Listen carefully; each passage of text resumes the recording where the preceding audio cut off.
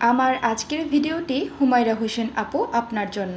আগের ভিডিওতে কমেন্ট বক্সে হুমায়রা হোসেন আপু পদ্ম ফুলের পেন্টিং দেখতে চেয়েছিলেন, আর পদ্ম ফুল যেহেতু আমারও খুব প্রিয়, তাই ঝটপট আমি এই ফুলটা আঁকতে বসে পড়লাম।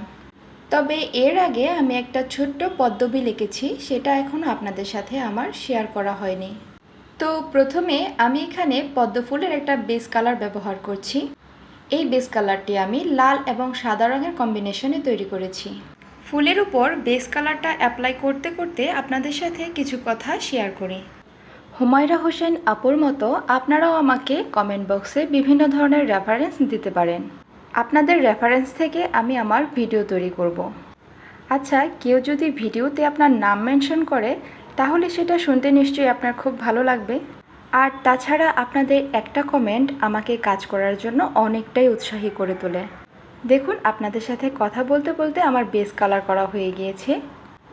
তারপর আমি আমার বেস কালারের সাথে আরও একটু সাদা রং ব্যবহার করে রংটাকে হালকা করে আবার দ্বিতীয়বার অ্যাপ্লাই করে নিচ্ছি।